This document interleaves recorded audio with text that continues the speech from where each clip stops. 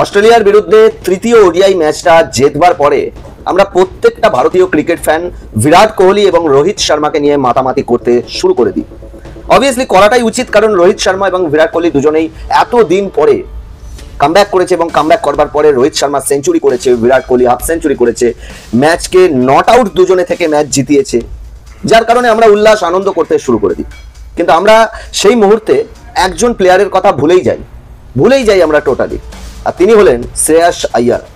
আমরা যে মুহূর্তে আনন্দ করছিলাম, উল্লাস করছিলাম, সোশ্যাল মিডিয়াতে বিরাট এবং রোহিতের নামে বড় বড় লেকচার মারছিলাম, সেই মুহূর্তে শ্রেয়াস আইয়ার অস্ট্রেলিয়ার সিডনির একটা হসপিটালে বেডে শুয়ে কাতর যন্ত্রণায় ভুগছিল।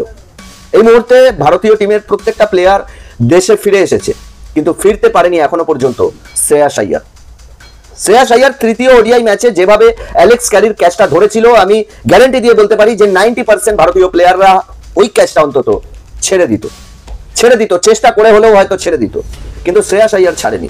শ্রেয়াস আইয়ার উল্টো দিকে মুখ করে ওপরের দিকে তাকিয়ে নিজের জীবনের কথা না ভেবে কন্টিনিউয়াসলি দৌড়াতে থাকে এবং শেষ পর্যন্ত ক্যাচটাকে ধরে অ্যালেক্স ক্যারিকে আউট করে, কিন্তু নিজে কাতর যন্ত্রণায় ভুগতে থাকে।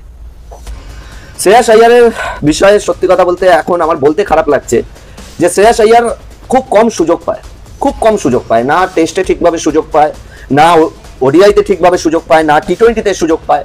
আমরা সোশ্যাল মিডিয়াতে বারবার শ্রেয়াস আইয়ারকে সুযোগ দেওয়ার কথা বলে যখন বিসিসিআইয়ের কান অব্দি কথাটা অতিরিক্ত বার পৌঁছায়, তারপরেই শ্রেয়াস আইয়ারকে সুযোগ দেওয়া হয়।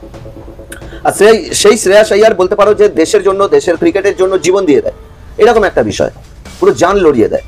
শ্রেয়াস আইয়ার এই মুহূর্তে সিডনির একটা হসপিটালে ভর্তি আছে। বিসিসিআই শ্রেয়াস আইয়ারের বাবা মায়ের অস্ট্রেলিয়ায় যাওয়ার ব্যবস্থা করেছে, কারণ শ্রেয়াস আইয়ার যে চোটটা পেয়েছে সেই চোটটা হলো পাঁজরে চোট লেগেছে এবং পাঁজরে বলা হচ্ছে যে ইন্টারনাল ব্লিডিং হচ্ছে, যার কারণে তাকে অবজারভেশনের মধ্যে রেখেছে, আইসিইউতে রেখেছে। তাকে দেশে ফিরতে দেওয়া হয়নি, কারণ মিনিমাম আইসিইউতে তাকে 1 সপ্তাহের উপরে থাকতে হবে, কারণ যদি দেশে ফিরতে যায় শ্রেয়াস আইয়ার, বলা হচ্ছে যে ইন্টারনাল যেহেতু ব্লিডিং হচ্ছে, পাঁজর দিয়ে যেহেতু ইন্টারনাল ব্লিডিং হচ্ছে, যার কারণে হতে পারে যে সেখানে ইনফেকশন হয়ে যাওয়ার সম্ভাবনা আছে, যার কারণে শ্রেয়াস আইয়ারকে আইসিইউতে রাখা হচ্ছে 1 সপ্তাহের জন্য। শ্রেয়াস আইয়ারের বাবা মাকে বিসিসিআই পাঠিয়েছে অস্ট্রেলিয়ায়, যাতে তার বাবা মা নিজের ছেলের খেয়াল রাখতে পারে। কিন্তু কথা হচ্ছে যে চোটটা যেভাবে শোনা যাচ্ছে, যে যেভাবে চোট লেগেছে শ্রেয়াস আইয়ারের, হয়তো আর বছরখানেক আমরা শ্রেয়াস আইয়ারকে দেখতে পাবো না দেখতে, কারণ বলা হচ্ছে যে চোটটা যেভাবে লেগেছে, যেভাবে ইন্টারনাল ব্লিডিং হচ্ছে, হতে পারে যে সেখানে অস্ত্রোপচার করতে হবে, সেটা অস্ট্রেলিয়াতে থেকেই হোক বা দেশে ফিরেই হোক বা যে কোনো দেশেই হোক, কিন্তু অস্ত্রোপচার করবার প্রয়োজন পড়তে পারে। আর যদি ওই জায়গায় অস্ত্রোপচার হয়, তাহলে ভেবে নাও যে শ্রেয়াস আইয়ারকে আমরা আর বছরখানেক দেখতে পাবো না দেখতে।